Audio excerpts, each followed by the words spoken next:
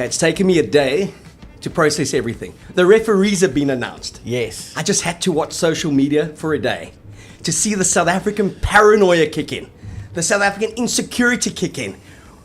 South Africans are already blaming the referee. We haven't even played France, and Ben O'Keefe is under the radar, mate. People are a bit nervous. People are nervous because it's France. People are nervous because it's in France. People are nervous because it's Ben O'Keefe. And people say the last time that Ben O'Keefe refereed us, we lost. We lost to Ireland. We lost to Ireland 13-8, and they all blamed him. I went on the SA Rugby magazine thread, Rate the Ref. Also started with a P and ended with an S. And it certainly wasn't Princess. And 60% of the wonderful faithful on SA Rugby magazine said that he was a disgrace. Okay, he was below par. 15% said that he was okay. And 20% said he was a combination of good and excellent. Correct. I personally thought he was outstanding in that Ireland game. He gave them as much as he gave us. Yeah.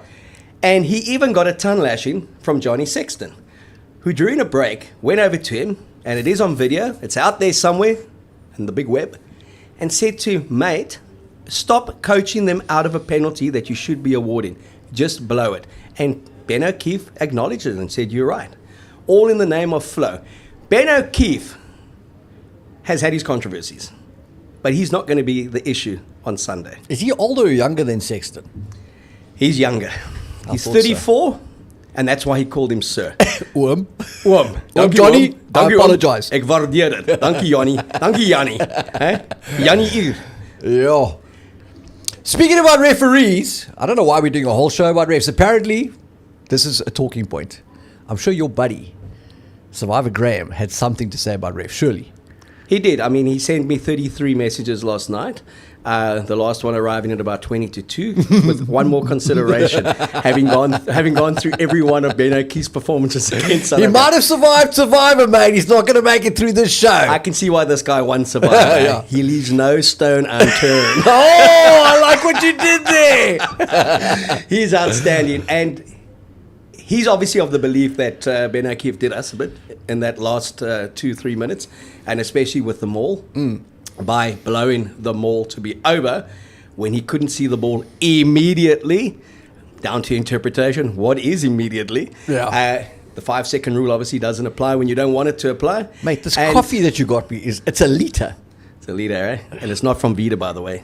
Not It's today, from Wild mate. Bean. I got this Oak, the 49.50 special. I got him a muffin and I got him a water. The muffin was full value. And I mean, I thought with those guns that he carries that he can pick up a liter of coffee. I'm at a carb session today, mate. Mate, 'Kay. back it off. I'm talking Sorry. about Survivor Graham and what he had to say. Some very Keno good beef. insights because everyone's talking about Keno beef, okay?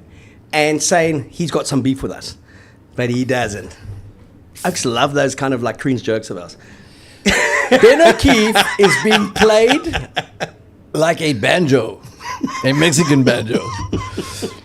The way Russie came out, so that we play Ireland, okay, and Ken O'Beef is going to be the ref, and then so we go into that game, and I think we've lost one with him in 7. Okay, is that right? 8. And let's qualify that the one we lost with him was 38-3 when Alistair Couture was the coach. So up until that game, he had refereed Rassie and Jacques 5 times, and we had never lost.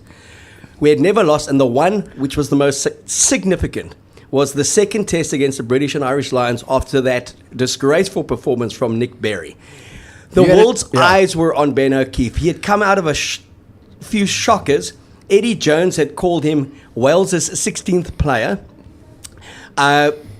Dave Rennie, your good mate, had called him a shocker for sending off the Wallaby winner, the Fijian one, Korabati, against France. I love the way you said that. And that was actually overturned. It was rescinded. I like that word. And so Ben O'Keefe went into that test match inexperienced in terms of how many internationals he had done, with the eyes of the world on him, the British media on him, and me on him, okay? And I kind of really spelt out all his mistakes. Heavily. Consistently. Yeah. For about a week. Yeah. Leading into that test. Yeah. 41,000 Facebook shares. tapping into what he had done wrong every time he had refereed. Yes. And he put in a magnificent performance. 100 minutes it took, 27-9, and no one had a complaint. So we're not going to put that kind of heat on Ben O'Keefe this Or are week. But we are talking about him. Tom Cruise, my favorite actor, has never made it. Well, made almost every movie fantastic, with few exceptions. And he did a movie a while back called The Firm. I don't know if you watched it. I did. Yeah. Tom is so happy with this promotion. He's at this new company, and just these Oaks, they give him a house, they give him a fancy Merc. Oak is living the life. The world is his oyster. And only later on does he realize he's actually working for The Firm. And I think Ken O'Beef is about to find out he's working for The Firm.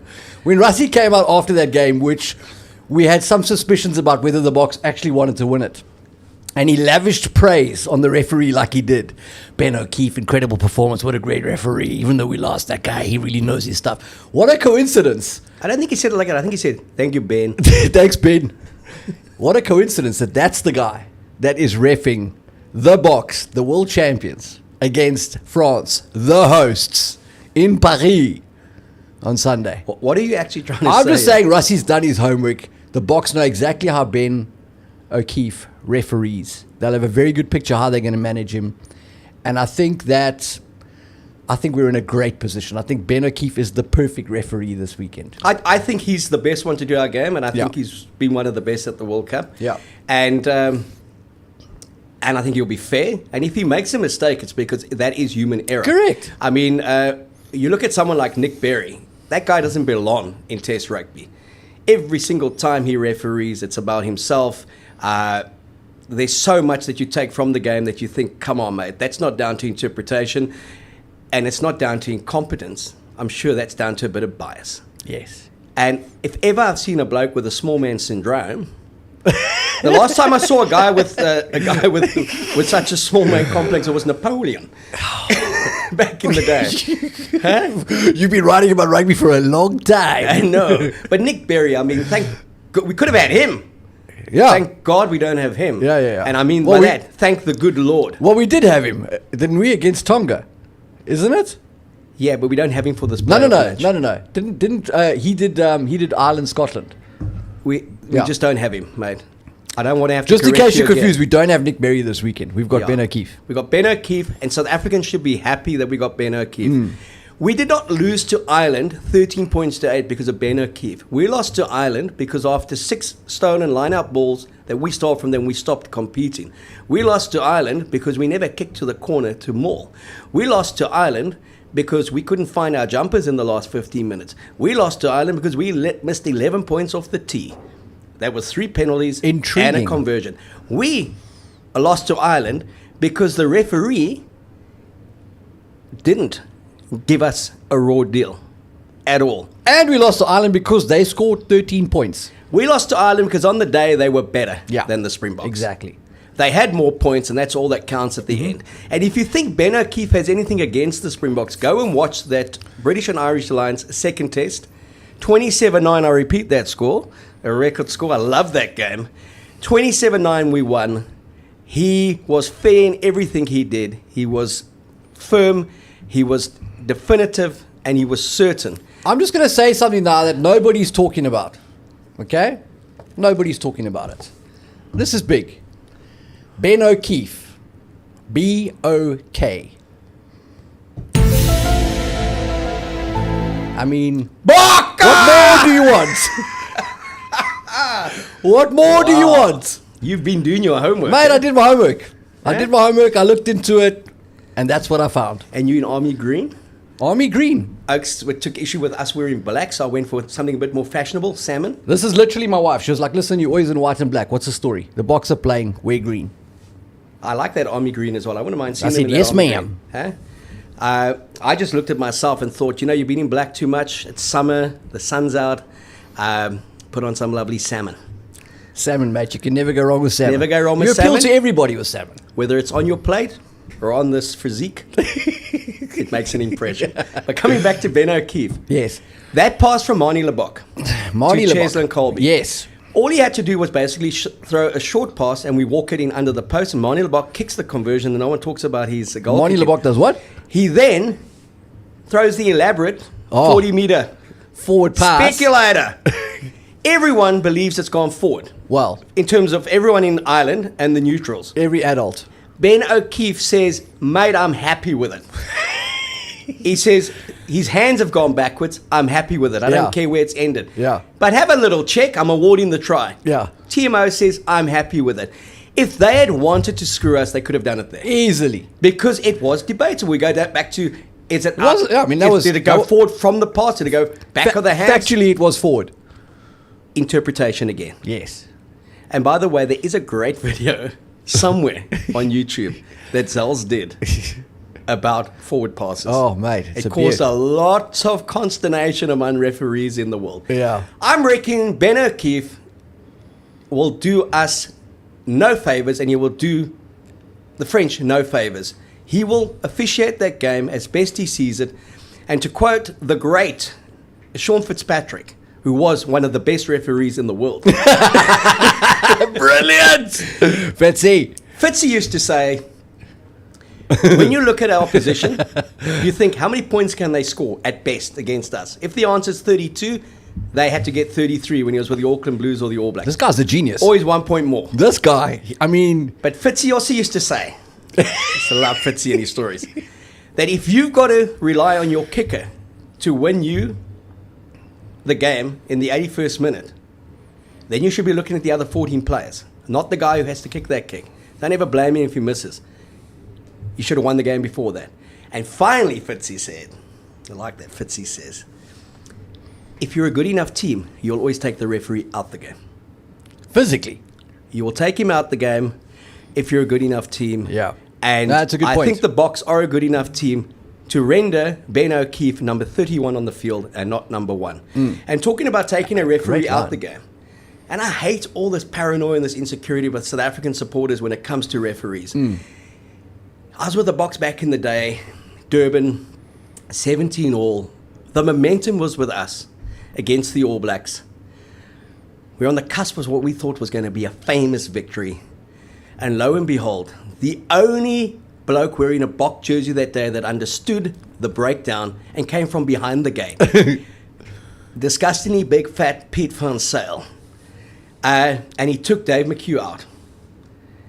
The referee got changed, and the momentum went the other way. Wasn't Richie the first to the breakdown? Richie was the first to break. He was Again. the first guy to clobber this guy. Yeah. And I think the Bok players also said, you know, that guy irritates us so much. Not only does he win the ball on the ground, he also lands the first punch on our supporter. I mean, we get beaten by this guy all the time. That was also terrible after that. You know, we had to apologize to Dave McHugh. We had to apologize to him as if we'd done it.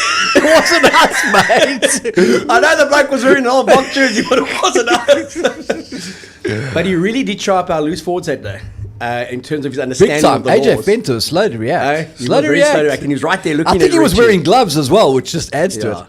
And we were staying at the Elengeni, and the Dave McHugh was walking around there, beating up. No, he couldn't hurry. What happened to me? It's Was he talking with an Irish accent? well, I think he was Irish, isn't he? Fair enough. Is I he think still he Irish? was. I think he still is. But it's again South Africans, and I follow that thing religiously after every match, and I dig the way SA Rugby Magazine does it. Rate the ref, okay? Even when we win, it starts with a P and ends with an S. Okay? Our South African supporters just can't actually appreciate, by and large. I know there's the odd one out there that does get it. Yeah. That this person is only just officiating. And if they do make a howler, it will be shown up. There's so many cameras around. But no one's out to get us. We're a popular team. Very. Siya Kolisi is the most popular captain in world rugby. Be popular like Al Capone. And he should thank Nick Berry for showing him so much disrespect, because after that, Siya gets shown all the respect in the world by referees. True that. And by match officials. Rassie gets shown respect.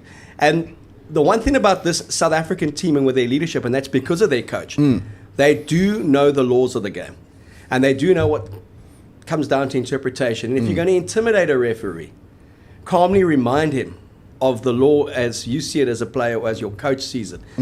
I once spoke to Jonathan Kaplan, one of the best there has ever been. Oh, mate, easily. in terms Easily the of best. world referees. Also prone to the odd mistake. Sure. He was running the touch 2007 when he missed that forward pass.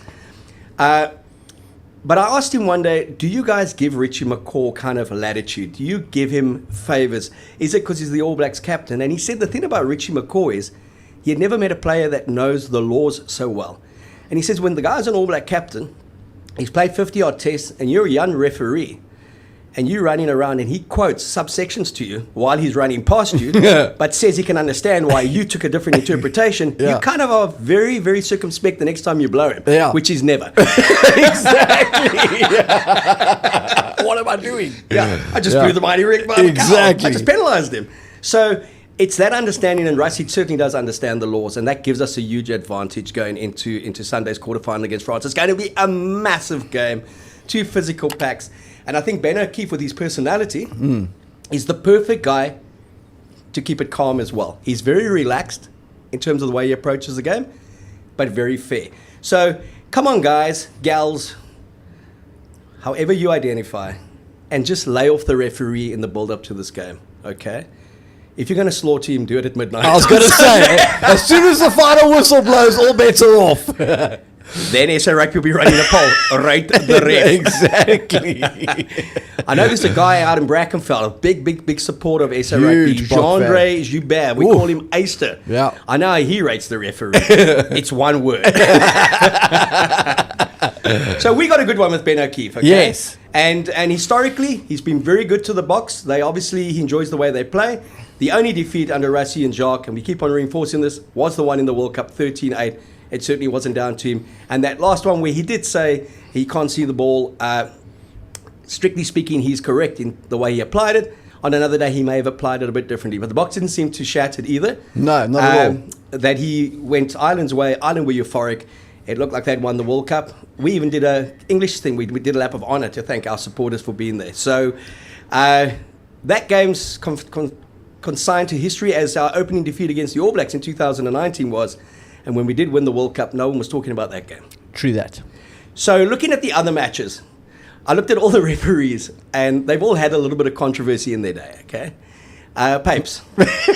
Our guy. Now starting with Papes. You're going to start with Papes. You're Okay. going to start with Wales. Wales against the Pumas. Pumas, one of my favorite teams because they come out of Buenos Aires, one of my favorite cities. And they've got the nicer jerseys. No. Yes, they do, man. Wales red is Come always on. nice. No, Wales. That Pumas jersey, surely. It's a lovely jersey, but Other Wales. than the box jersey, that's that gotta be the Wales best. red. I just love it. That rich Welsh red. Does it remind you of Liverpool, mate? No, mate, not at all. It reminds me of Wales. Okay. And you know when Wales, Max Boyce, Yes. famous, or legendary comedian, whenever they used to lose to the All Blacks, which was every year, and he would always take great comfort from, at least we had a nice jersey. He would also say they kept their side of the field very tight. Oh, I love that. Yeah, so Wales, and you know the history between World Cups, Wales, and Jaco Paper. No. So in 2019, Wales played France Okay. in a quarterfinal that Wales won 2019. But they scored 10 points when Jaco Paper sent off Remember the that. Fijian-born, and I can't pronounce his name, Locke, that Yes. plays for France. Yes. And the whole momentum of the game swung. Yes. The game ended later on in Japan. Great festivities. The drink is flowing. Yeah. Papes is a wonderful guy. Fantastic referee, but I mean, he's a mensch. He likes to guard and he likes to have a chaos. Yes. He finds himself with about 30-odd Welsh supporters. Coincidentally. Coincidentally, okay? He then mimics with them, elbow to the face, send off, okay? And the picture goes viral, okay? That picture you've seen on your screen now goes viral. World Rugby suspends Papes for the rest of the World Cup and punishes him for deemed bias.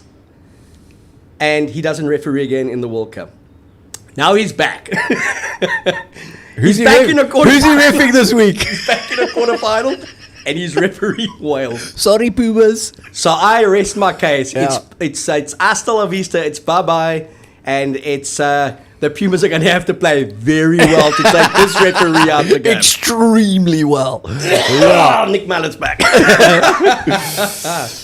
Maybe No. I can't disagree with you there. I think Wales are obviously the team. They're the favourites of the bookies team. Argentina have been diabolical, very disappointing. Lost arguably their best forward for this match. And they just need to go home now because nothing's actually happening. They're just wasting everyone's time now. You've turned on Sheikh, eh? I've turned on Mike. I thought He'll be back in Australia coaching the Wallabies when Eddie takes the Japan job. the Warren Eyes. No, so anyway, I think you're right. Wales, Papes for Wales. Yeah, Papes has been good. I think Papes is a great referee, and Jake doesn't always think so. Jake White. It's a wonderful story that when Jake was coaching the Brumbies and Papes was refereeing against Solly's Kins in Canberra, they got the 28-all draw. They scored in the 83rd minute. Dimitri Katrikalis kicked the conversion. And at 28-20 at the Bruce Stadium, Jake starts walking down. He's basically, the game's over. It's 80 minutes. Although Papes has played into, I think they're about 34th phase at this stage. Okay? He's walking the Kins to the try line. It's just advantage after advantage after advantage. And for those who kind of don't believe me, it's somewhere there. If you go and pull out that match tape, it's there. And much to Jake's disgust, as the Kings score to basically level the game up because the kick under the post is not going to be missed, Papes hops in the air with jubilation as he awards the try. And that really irked Jake. Okay? He's never forgotten it. Never forgotten it, yeah. Classic. So, but I enjoy Jakob Pape, and I think great ref. as great as it is that the Boks are in the quarterfinal, kudos to South Africa's top referee, Jakob Pape. He's refereeing a quarterfinal. And, you know, he's consistently been, for me, in the top 3-4 referees in the world. Yeah. And on his day, as good as anyone else that has refereed the game. And a really cool guy as well off the field. Referee with a personality. I mean, that's hard to get. Very hard to find in rugby, mate. Very hard to find, mate. Talking about referees with personalities, you know, one of the big referees that I enjoyed was Nick Mallett, because he coached me at school and he used to referee some of our games as well. And I was playing in the A team, and then he dropped me. What year are we talking about? This is we're talking the early 80s, okay? And what was Nick at that time? Nick was had to do his practical at school. Okay. He was a geography, physics teacher, English teacher, and that. And he was playing for Province, and I was at Fairmont High in Durnville, and under 59 side was the worst in the school. We were useless, okay? And so he came for 6 months, and the principal wanted him to coach the first team. He said, no, what's the worst team in your school? The under 59s. Well, that was us. So he took us, and he saw us playing a bit of touch that day, and I was playing fly-off, and I was the vice captain for the under 15As, and he picked a B team to play Weinberg C team the following Tuesday, and he picked me to play at inside centre. And I was trying to tell him, but I was the... I'm the A captain. He says, you were. You were. That's Nick, you were. And I was the vice captain. You were. So I gathered I was X as the fly-off and as the vice captain, and we played Weinberg, and I think we lost something like 35-25. And we got 25 thanks to Nick, okay? Just the presence of Nick Mallett, okay? And he was a wonderful coach. And I was playing inside centre, and he would, every time they would get the ball, he would scream to their 12, run at 12, he doesn't want to tackle. And I'd look at him and say, run at 12, he doesn't want to tackle. And nowhere to hide. Hit 12, he doesn't like to be hit. So was he reffing the game as well? He's reffing the game. So he's your coach, he's reffing, and he's telling them who to run He's coaching at. both sides, okay? He was just wonderful. And the story there is that we ended up, we had never won a game. We ended up losing our first game in charge against Settlers in our derby. The Province that day lost 18-9 to Robbie Blair's Transvaal, 5 penalties in the drop goal. Nick came there on the Monday, said to us, I believe you lost to your neighbours, your rivals, is a disgrace. I said to him, I believe you lost to Robbie Blair's boot. Well, that was the end of me. Okay, 5 meter in, forwards run at him. This guy doesn't like to tackle. They just ran over me for about the 20 whole session. Minutes. Yeah. But he was just a wonderful, for us as 15-year-olds. A wonderful guy to have coaching, and he's one of the great coaches of world rugby, one of the great commentators. Yeah. But a mensch as well. I mean, he was clapping us left, right, and centre. He would tell us not to do our homework, and then he'd call us up for our homework the next day, and then he would cane us in front of the girls, and he'd say the chicks love it. Just take one. What a beaut! He was brilliant. And our last game at school, we under 15s, we beat Paul Boyd's B team, which was probably at about 7 Craven Week players. Yeah. 4 Springboks. 10-4 back in the day. And Nick always talks about himself in the third person. And he would come into the change before the game and he says, they love Mallet out here. They love Mallet. The aunts, the uncles, the cousins, they all want Mallet's signature. He says, I thought you guys were going to take 60, but now I think it's 30. Mallet's already giving you 30 points, okay? Wow, what a pep talk. So as the game continues, he's on the side of the field. Same thing. Tackle! Run at 12. He won't tackle. Run at 12. Like, run at this guy. Hit him hard. And we won the game 10-4, and it was just amazing, okay? And Sure. then I remember saying to him in the change room, because early on I'd said to him, I'd made a remark in one of the games that I'd gone through a gap, and then he basically nearly took my head off with a gap. He said, like, the London, that red bus in London Could would drive have gone through through that. Don't ever call that a gap again, okay? So You kept your feet on the ground. Oh, keep my feet on the ground. He just, no nonsense, okay? Yeah. So, and at the end, I'd be like, sir, do you think I tackled? He says, what do you think? And I said, yes. He said, it's all I've been trying to hear for 8 weeks. I want you to say it. Oh, beautiful. So, yeah, I mean, he's like fantastic. And I think anyone who's had the privilege from schoolboy through to kind of False Bay, starred Italy, Springboks, involvement with the Stormers. Yeah. You're only going to be the richer from having had an experience with Spot Nick on. Mallett as your coach. Okay? What a beaut. But what a great referee as well. Him and Fitzy right up there as two of the best referees in the world. Jeez. Talking of the best referee in the world, do you think Wayne Barnes is the best referee? No, I do not. Why is I'm that not so? actually sure who I think is the best ref. I don't know. I like a referee who's strong, not physically, but just Barnsley comes across as a bit sort of wafty. I don't know.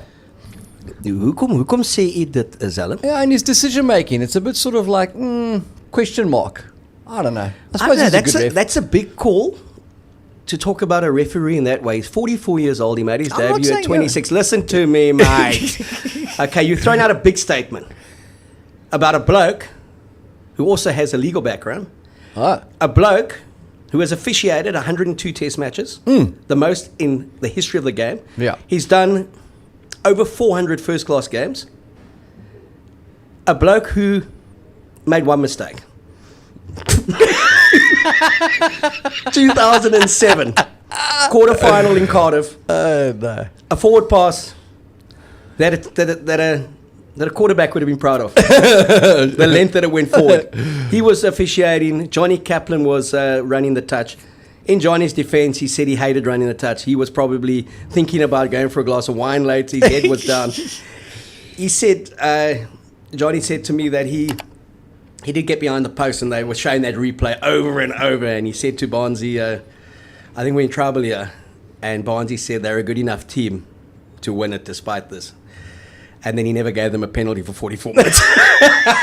And as Richie McCaw said in his autobiography, I think the referee just froze. He wasn't going to give anything, okay? So France made 200 plus tackles all around the ruck and didn't concede one penalty. But read an interview doing my research with Wayne Barnes yesterday on the eve of his 100th test, which was the All Blacks against Wales in Cardiff, which the All Blacks did win. Surprise. And he said the most common thing he hears, and he heard before his 100th, was, even after 99 tests, you're just shit, mate. He's the Sam Cane of referees. So he's got a good sense of humour, I think a dry sense of humour. He's very popular on the circuit when you speak to other referees. Yeah. And he's very highly rated. He wasn't highly rated in New Zealand. He became the most hated man because of that forward pass. People forgot that Johnny Kaplan was actually the one who missed it, running the touch. I remember I bought out that book, 7 Magnificent Weeks Yes. of the 2007 World Cup. I launched it at the Book Lounge in Cape Town. Jake was, who'd written the forward, was one of the guests there, obviously the World Cup winning coach. And in my little speech to set the scene for the night, I got up and I just said a special thanks to the man who won us the World Cup. And Jake got up and I thanked Johnny Kaplan for missing that pass, because when the All Blacks went out, I knew we were going to win it. Oh, Okay? beautiful. But Wayne Barnes, he has an interesting stat for you. Wayne Barnes, in his first 186 matches, that's 101 and 85 as the running the touch, Yes. pre this World Cup, Yes. 101 red and yellow cards, 6 red cards and 95 yellow cards in those games he's been involved in. He was also the bloke that in 2013, when Dylan Hartley, that New Zealand-born English skipper, We love that Blake. turned around in a Northampton game and said to him, "You're just an effing cheat." I Said, remember "What that. did you say?" He said, "You're just an effing cheat." He said, "This guy's called me an effing cheat. He's off. red carded him. Good. 11 match ban for Dylan Hartley. That's ridiculous. But yeah. And he missed the Lions tour, missed a few internationals as well. But Wayne Barnes, not afraid to make the decision. Why I rate Wayne Barnes Yes. a lot higher than you do, he still makes the decision as a referee. So whether you agree with it or not, if he's deciding that it's an accidental head clash, he tells the TMO, I'm That's a happy fair it was point. accidental, That's a and fair I'm not point. going to penalise that player. Or I think it deserves a red, he's going off. I don't care what you say. He's very I assertive. do like that. He doesn't leave it in the hands of the TMO or those running the touch. So Wayne Barnes, and for those who say he's anti-New Zealand, he missed something in 2007. And come on, guys, get over it, okay? Get over it. He's refereed a lot of games since then, and you guys have won a lot of games. And I know they're going to point, by the way, we're talking about him because he's refereeing Ireland against the All Blacks this weekend. He refereed Ireland's first ever win at home against the All Blacks, 2018, 16 points to 9. He awarded the All Blacks more penalties that day. He refereed Ireland's first ever series win in New Zealand, third and final test, 32-22, when Ireland had led 22-3. Penalty count, 10 to New Zealand, 8 to Ireland. Wayne Barnes wasn't the reason they lost in Dublin. He wasn't the reason they lost in New Zealand. The All Blacks were the reason. But he is the reason you didn't get any sleep last night, because you have been doing your homework and trying to remember all of those facts. That's right. It's yeah. like a beautiful mind here with you, Hey? mate. Yeah, Hey? that's right. Wow. Okay. I do remember those big games that Wayne Barnes is in charge, and especially the All Blacks, because I always see how does he handle the pressure of he's Yeah. going to be blamed. But Wayne Barnes is not the issue, just like Ben O'Keefe is not the No, issue. sure. And also, just like Papes won't be the issue. So if you go back to all the World Cups, finals, you could say in 95, the All Blacks could say, well, the referee favoured the Springboks. Absolutely. Because of Madiba and whatever Louis Late was going to give him, okay? In 99, there was no debate because the Australians smashed France 35-12. The great Owen Finnegan try, which is not spoken about enough ever in terms of World Cup final tries. Went all of 30 metres with a few Frenchmen on his back and scored. Commentator kept on screaming, go for it, just go for it, and he did. Then we go to 2003. The English fans saying Andre Watson kept Australia in the game for 100 minutes by the way he officiated the set piece, okay? Then we go 2007. Nothing in it because Roland was outstanding in the final. 2011, nothing in it in the semi-final against Australia. The French say Craig Joubert kept them out and kept New Zealand in the final. The only critique there, Bryce Lawrence, who completely destroyed it in the quarterfinal, lost the plot with us and never refereed again. 2015, no issues in the semi-final or the final, better team won. 2019, no issues in the two semi-finals or the final, better team won. Referees have never been an issue as such. No World Cup final has been decided because of shocking refereeing.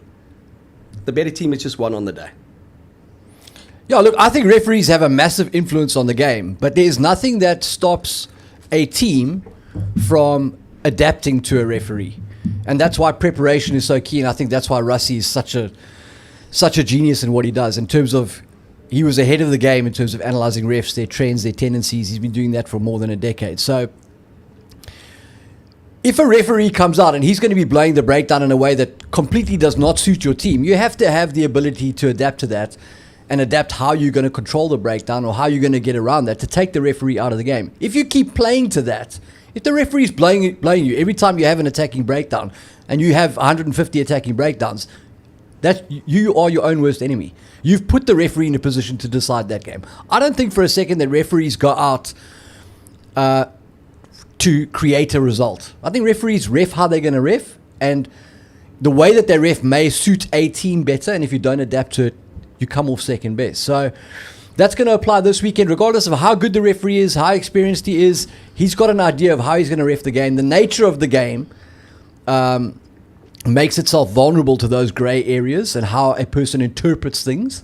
And so you have to be savvy in rugby, especially at the professional level, to be able to adapt to those trends so that you don't get sanctioned. So, I mean, and coaches study referees as much as they do the opponent. And each referee has a different style. Big time. And so much is down to interpretation. So we do get the odd shocker in terms of how did the guy miss that. But you get some referees that just a basic ball that drops down. Some will say that's a knock on, some will say play on. It didn't go forwards, it didn't go backwards, it just went straight down.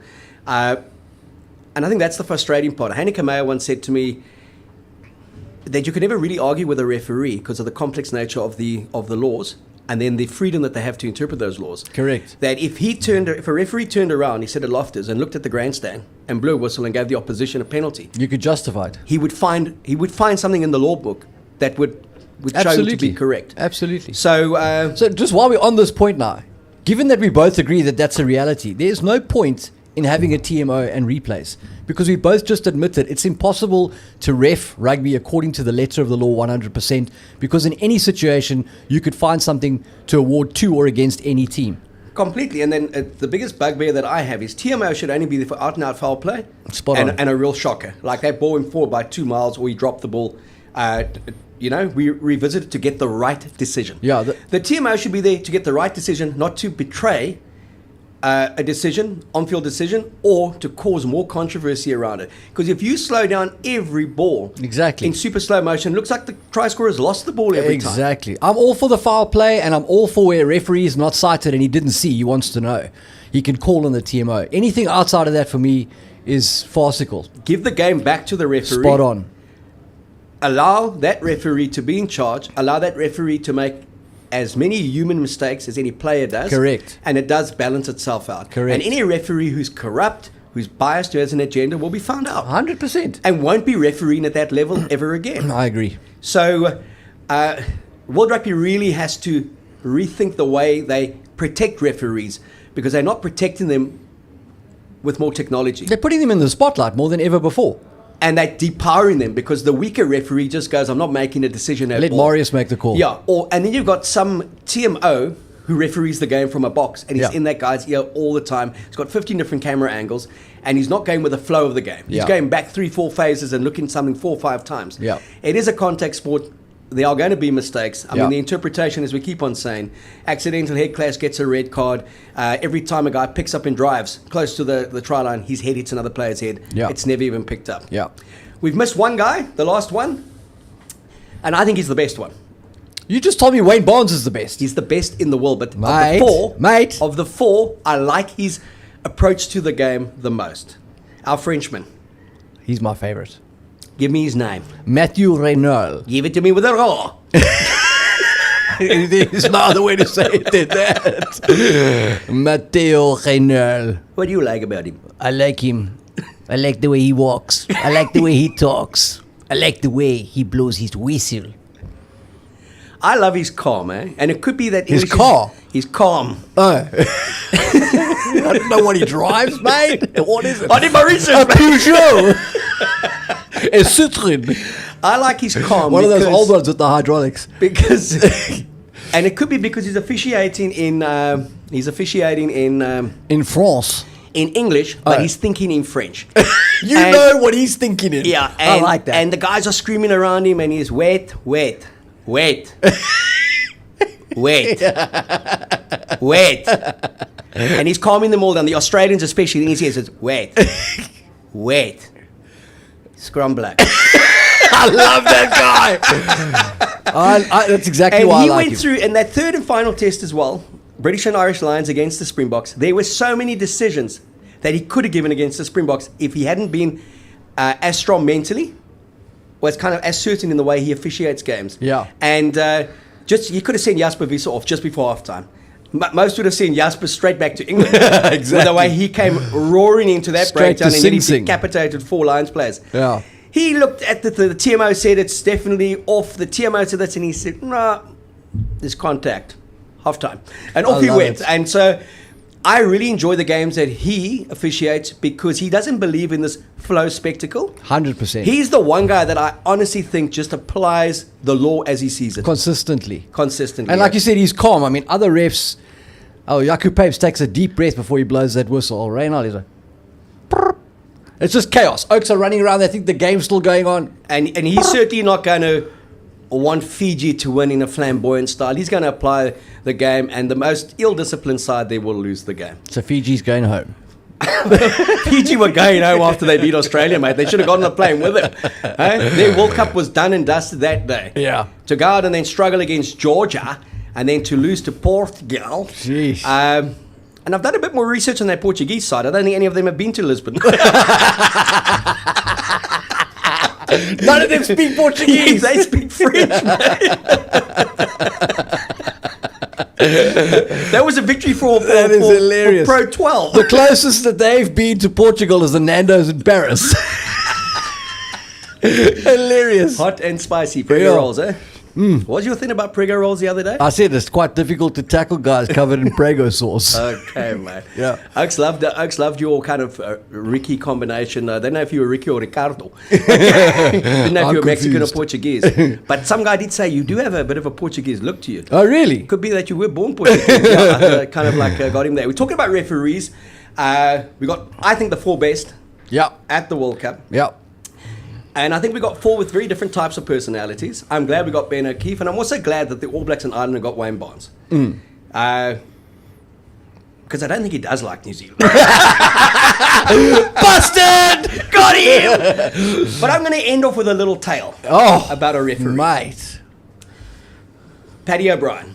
That guy was a legend. The great. He's a legend, and just such personality, such humour. And we played Australia at Ellis Park, and we had lost to them in Brisbane, and Ben Tune had boasted that he had Ken hit corner cricket, okay?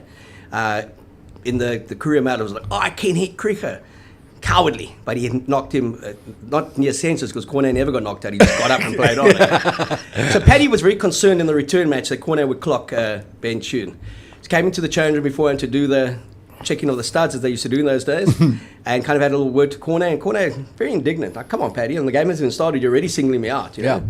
He gave this whole hoo-ha about if he sees Ben Tune bleed, basically, Cornet's gone, okay? Well, lo and behold, surprise, surprise. First kick on Ben Tune, takes him to the ruck, and obviously who's bleeding? Ben Tune. And Paddy looks for everything, can't find anything.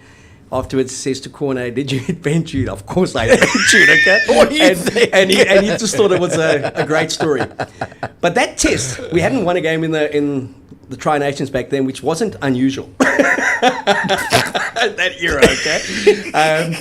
And we were 26-9 up, 45, 50 minutes into the game. Joe Fanuka, sublime, was just outstanding. A youthful Joe, just flying down that touchline, the grandstand touchline, and scoring. And then some other tide turned, and it became 26-all. In front of 60,000 people. And then Australia scored 31-26. Oh, mate. And George Gregan showed the crowd a couple of fingers, and they threw the nachos with all the brandy on. And thank God they missed and that's the Lord again. Thank him, they missed the conversion. 31-26. Injury time. We kick off. Skinstad, magnificent in just winning the ball back. Play a couple of phases. Bola Conradi pops a short one. Van Greef. Straight through. Try time. 31-all. But we don't have a kicker. Brent Russell's playing fly off. He's missed 2 out of 4. Vanna. No one wants to kick. Everyone walks back to the halfway line. It's poor Van is the only guy with the ball. Paddy's, are you going to kick? Yep. Must have seemed like an eternity, okay? Everyone knows he kicked it, 33-31, famous win for the Box. But at one stage, Matt Burke, obviously checking the clock, which is now into about 2 minutes, said to Paddy O'Brien, are you going to call him for time? And Paddy's response was, my balls are big, but not that big. We'll chat to you on Friday when we talk. Who's going to win the quarterfinals and who's going through to the last 4 of Rugby World Cup?